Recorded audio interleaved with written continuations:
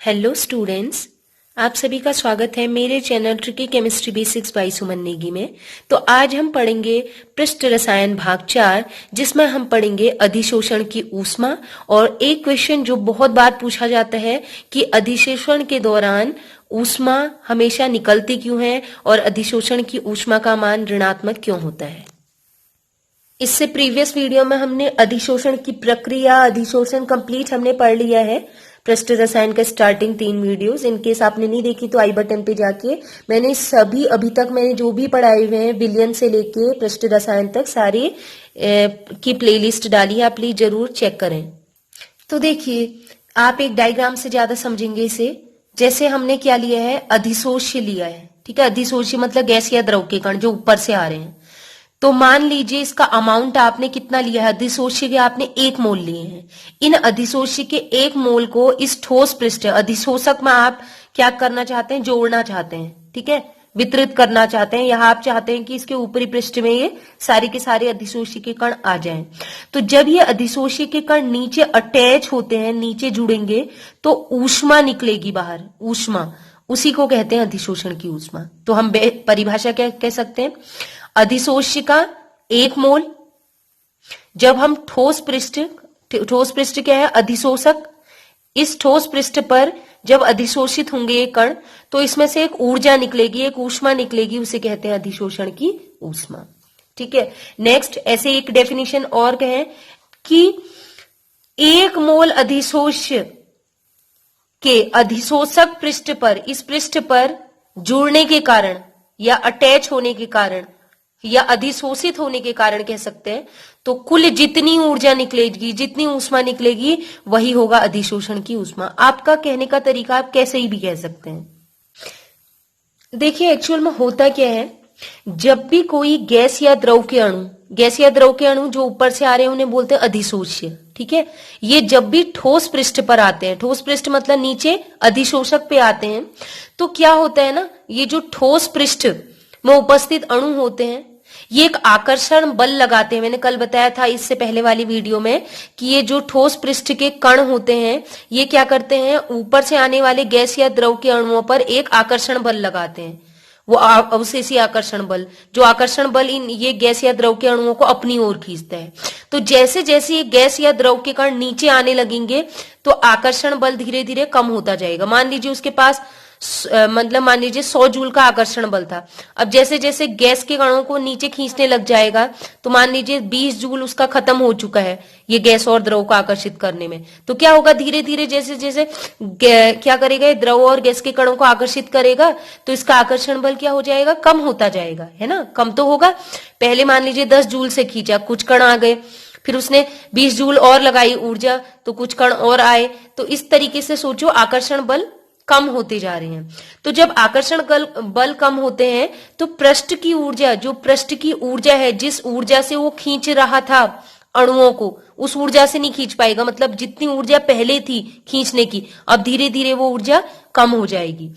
तो ये जो ऊर्जा में कमी हो रही है, इसी से क्या होता है, ऊष्मा का निष्कासन होता है। चित्र में गुलाबी रंग से ठोस का एक 3D स्ट्रक्चर दिखाया गया है, जिसमें नीले रंग से गैस के अव्यवस्थित कणों को प्रदर्शित किया गया है। गैस के ये कण अधिशोष्य कहलाते हैं और यह ठोस पृष्ठ अधिशोषक कहलाता है, जिसका ऊपरी पृष्ठ सक्रिय केंद्र कहलाता है। इस अधिशोषक के बाह्य पृष्ठ में, या फिर हम कह सकते हैं ऊपरी पृष्ठ में, एक अवशेषी बल कार्य करता है, एक असंतुलित बल कार्य करता है, जो इन गैस के कणों को अपनी ओर को आकर्षित करता है। अधिशोषण के दौरान पृष्ठ से ऊष्मा बाहर निकलती है, जिसे अधिशोषण की ऊष्मा कहते हैं। आपको मैं एक एग्जांपल देके बताती हूँ। आपने देखा होगा, जब भी कोई किसान खेत में जाता है, तो शुरुआत में जब वो खेत में जाता है काम करने के लिए, तो बहुत एनर्जी के साथ काम करता है। काम करने के लिए वो बहुत एफर्ट करता है, लेकिन धीरे धीरे धीरे जैसे जैसे समय बीतता जाता है, उसकी क्या होती है, ऊर्जा कम हो जाती है। तो ठीक यहाँ भी वैसे ही हो रहा है, पृष्ठ ऊर्जा उसकी कम होती जा रही। पहले अवशेषी आकर्षण, पहले आकर्षण खेत के लिए ज्यादा था, धीरे धीरे धीरे जब वो काम करने लग गया, तो उसकी ऊर्जा कम होने लग गई, तो क्या होगा, उसका आकर्षण भी खेत के लिए कम हो गया। अब आपने देखा होगा जब वो खेत खोदता है ना, तो उसको क्या होता है, बहुत ज्यादा पसीना निकलता है, गर्मी सी होती है, मतलब हम कह सकते हैं उसके शरीर से हीट निकल रही, ऊष्मा निकल रही है। तो वही प्रक्रिया आप यहां भी अपना सकते हैं। आपको सरल तरीके से बताने के लिए मैंने कहा है कि काम करने के लिए जो भी वो काम कर रहा है, क्या होगा, शुरू में आकर्षण बल ज्यादा होंगे, फिर धीरे धीरे कम होते जाएगा क्योंकि उसको ऊर्जा भी कम हो रही, और जब वो काम करेगा तो उसकी ऊष्मा बाहर निकलेगी, जो पसीना गर्म सा हो जाता है हमारी बॉडी, तो वही है ऊष्मा का निष्कासन। ओह याहू, आज तो मैं खेत की खुदाई करूंगा। चलो खुदाई शुरू करता हूँ। ओह, अब तो मैं धीरे धीरे थकने लगा हूँ और मुझे बहुत ज्यादा पसीना भी आ रहा है। अब मैं काम नहीं करना चाहता, चलो घर चलें। आई होप आपको समझ में आ गया होगा। तो ऊष्मा का निष्कासन जब भी होता है, देखिए जब भी कोई चीज बाहर निकल रही है तो उस समय हम क्या कहते हैं, उस प्रक्रम को ऊष्माक्षेपी कहते हैं। ऊष्मा का बाहर निकलना ऊष्माक्षेपी प्रक्रम है, एक्सोथर्मिक प्रोसेस है। और जब ऊष्मा बाहर निकलती है तो उसको ऋण चिन्ह से दिखाते हैं। ऊष्माक्षेपी प्रक्रम को, जो अधिशोषण की ऊष्मा है, ऊष्माक्षेपी प्रक्रम में ऊष्मा बाहर निकल रही है, तो अधिशोषण की प्रक्रिया के दौरान जो ऊष्मा निकलती है उसको डेल्टा एच से दिखाते हैं, क्योंकि वो बाहर निकल रही है, ऊष्माक्षेपी प्रक्रम है, ऊष्मा बाहर निकल रही है, इसलिए उसका चिन्ह क्या आएगा, ऋणात्मक आएगा। ठीक है। अधिशोषण देखिएगा, अधिशोषण एक स्वतः प्रक्रम है, स्पॉन्टेनियस प्रोसेस। ये क्या होती है स्पॉन्टेनियस प्रोसेस? जैसे एक कमरे में आप अगरबत्ती जलाते हैं तो उसका धुआं पूरे कमरे में फैल जाता है, खुद से हो रहा है ना। ठीक इसी प्रकार कोई ठोस पृष्ठ कहीं पर रखा हुआ है तो गैस या द्रव के कण खुद ही आके उसमें अटैच हो जाएंगे ऊपर से। तो ये जो अधिशोषण होता है ना, जो पूरी प्रक्रिया हम पढ़ रहे हैं, ये खुद से होता है, अपने आप हो रहा है, हम कुछ नहीं कर रहे हैं। तो ये क्या माना जाएगा, एक स्वतः प्रक्रम माना जाएगा। और ये माना जाता है कि कोई भी स्वतः प्रक्रम अगर है, कोई भी स्पॉन्टेनियस प्रोसेस है, तो उसमें डेल्टा जी मतलब गिब्स ऊर्जा परिवर्तन का मान ऋणात्मक होना चाहिए। अब हमें प्रूव करना है कि अधिशोषण की प्रक्रिया में डेल्टा जी का मान ऋणात्मक होता है, हमें ये प्रूव करना है। इसे देखिए, एक डायग्राम मैंने बनाया हुआ है। गैस के कण क्या होते हैं? गैस के कण क्या होते हैं? गैस के कण जिन्हें हम अधिशोषित कह रहे हैं, आपने देखा होगा गैस के कण जो होते हैं वो क्या होता है, बहुत ही स्पीड से भागते रहते हैं, इधर से उधर, इधर से उधर, इधर से उधर। ठीक है। गैस किसी कमरे में लीक होती है तो पूरे कमरे में भर जाएगी, जितने कमरे होंगे।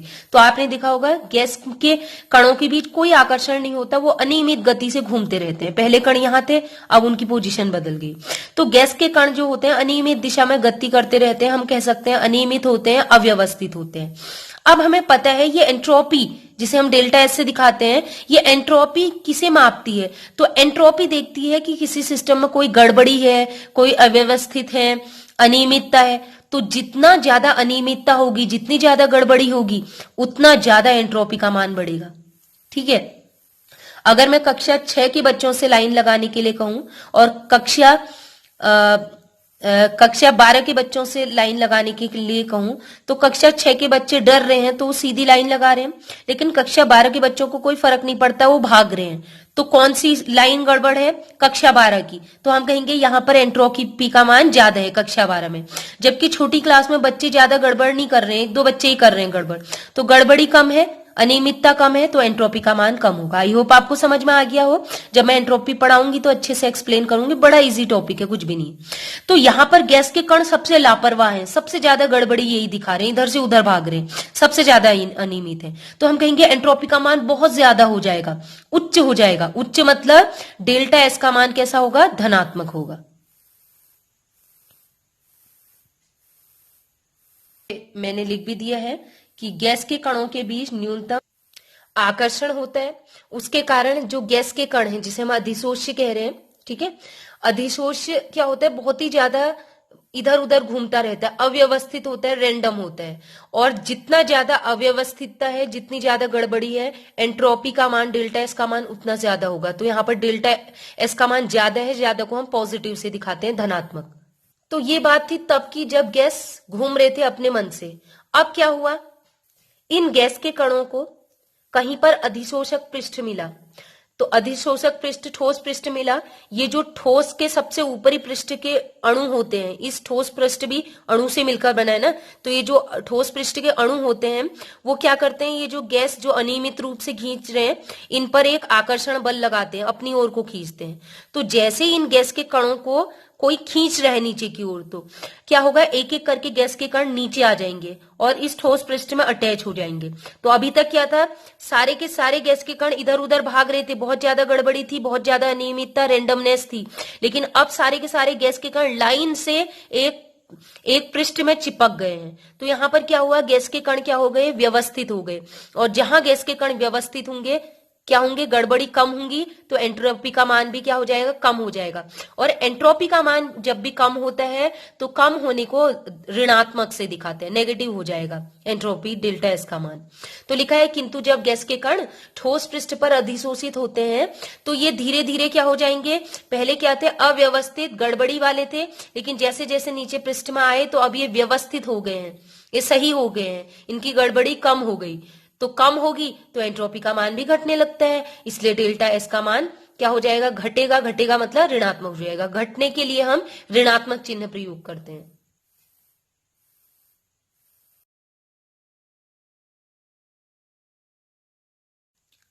अब एक बार इसको और प्रूव किया जाए तो क्या है, अधिशोषण की ऊष्मा डेल्टा एच का मान ऋणात्मक होता है। अब मैंने अभी बताया था, जब भी किसी पृष्ठ में अधिशोषण हो रहा है, गैस के कण नीचे अटैच हो रहे हैं, नीचे आ रहे हैं, तो क्या हो जाएगा, जैसे वो काम कर रहा है, गैस के कण जब नीचे आ रहे हैं तो ठोस के पृष्ठ को काम करना पड़ रहा है उनको अणुओं को अपनी ओर खींचने के लिए। तो क्या हो रहा है, उसकी ऊष्मा बाहर निकल रही है। जैसे जब कोई किसान खेत में खुदाई करता है तो क्या होता है, उसकी ऊष्मा बाहर निकलती है, गर्मी बाहर निकलती है। तो होता है ना, जब भी अधिशोषण होगा, ठोस के पृष्ठ को काम करना पड़ रहा है, गैस के कणों को अपनी ओर खींचना पड़ रहा है, तो उसकी ऊष्मा क्या होगी, बाहर निकलेगी। तो बाहर निकलने में डेल्टा एच, ऊष्मा बाहर निकलती है तो किस चिन्ह से दिखाते हैं, निगेटिव से। तो डेल्टा एच का मान, अधिशोषण की ऊष्मा डेल्टा एच का मान ऋणात्मक होगा। अब ये ऋणात्मक मान आप इसमें रखेंगे, ठीक है। अब delta G equals to delta H, ये ऊष्मागतिकी समीकरण होता है गिब्स ऊर्जा परिवर्तन का। हायर क्लास में आप पढ़ेंगे, अभी नहीं है, 12th में नहीं है। Delta G equals to delta H minus T delta H. Delta G है मुक्त ऊर्जा परिवर्तन, डेल्टा एच है एंथैल्पी या ऊष्मा परिवर्तन, टी है टेम्परेचर मतलब ताप, और डेल्टा एस है एंट्रोपी परिवर्तन। डेल्टा एच अधिशोषण हो रहा है, ऊष्मा बाहर निकल रही है तो ऋणात्मक है। डेल्टा एस है, डेल्टा एस क्योंकि अधिशोषण के दौरान ये कण व्यवस्थित हो जा रहे हैं तो डेल्टा एस का मान भी क्या हो रहा है, घट रहा है, ऋणात्मक है। तो डेल्टा एस भी ऋणात्मक है, डेल्टा एच भी ऋणात्मक है, तो ये मान हम रख देंगे समीकरण में। क्या हो जाएगा, delta G equals to, delta H की जगह रख दीजिएगा minus delta H, minus T, और डेल्टा एस की जगह माइनस डेल्टा एस, तो इनका मल्टीप्लाई करेंगे, माइनस माइनस क्या हो जाएगा, प्लस। तो फाइनल इक्वेशन आ गई delta G equals to minus delta H plus T delta S. अब मैंने शुरू में आपसे बोला था कि अधिशोषण की प्रक्रिया स्वतः होती है, और स्वतः अगर प्रक्रिया हो रही है तो उसमें डेल्टा जी का मान ऋणात्मक आना चाहिए। तो ऐसा मैं क्या करूं यहां पर इस समीकरण में कि डेल्टा जी का मान ऋणात्मक आए। तो आपको पता है डेल्टा जी का मान ऋणात्मक कब आएगा, देखिए डेल्टा एच ऋणात्मक है और प्लस टी डेल्टा एच धनात्मक है, तो डेल्टा एच का मान जितना ज्यादा होगा और टी डेल्टा एस का मान जितना कम होगा, डेल्टा जी का मान ऋणात्मक आएगा। क्योंकि डेल्टा एच के आगे साइन क्या लिखा है, माइनस। तो मान लीजिए डेल्टा एच 10 है और टी डेल्टा एस का मान गुणा करके आ रहा है 5, तो माइनस 10 प्लस 5 घटाएंगे तो कितना आएगा, माइनस 5। माइनस आ रहा है ना, तो कुछ भी करके हमें डेल्टा जी का मान माइनस में लाना है, ऋणात्मक लाना है, और ऋणात्मक तभी आएगा जब डेल्टा एच का मान टी डेल्टा एस से अधिक होगा। आया समझ में, ये देखिए। और एक चीज आपको और समझना है, कब, जब डेल्टा एच का मान 10 हो और टी डेल्टा एस का मान भी 10 हो, तो माइनस 10 प्लस 10, तो क्या आ जाएगा, माइनस 10 से प्लस 10 कट जाएगा और डेल्टा जी का मान 0। और तो जब डेल्टा जी का मान 0 होता है तो वो होती है साम्यावस्था। तो समझ गए, जब डेल्टा जी का मान 0 तो साम्यावस्था, जब डेल्टा जी का मान ऋणात्मक हो, डेल्टा जी का मान ऋणात्मक हो तो अभिक्रिया स्वतः होती है, प्रक्रिया स्वतः होती है, मतलब उसको बोलते हैं स्वतः प्रक्रिया, स्पॉन्टेनियस प्रोसेस। और जब डेल्टा जी का मान धनात्मक आए तो उसको कहते हैं अस्वतः प्रक्रिया या फिर नॉन स्पॉन्टेनियस प्रोसेस। और ये सारी चीजें आप हायर क्लासेस में पढ़ेंगे। तो आई होप मैंने जो आपको बताया है आपको अच्छे से समझ में आया होगा। मैंने कोशिश की है एग्जाम्पल के थ्रू बताने की ताकि आपको सरल लगे। तो अगर वीडियो पसंद आई तो लाइक जरूर करें और कमेंट करके जरूर जाएं। आज के लिए इतना ही। Keep watching and bye bye.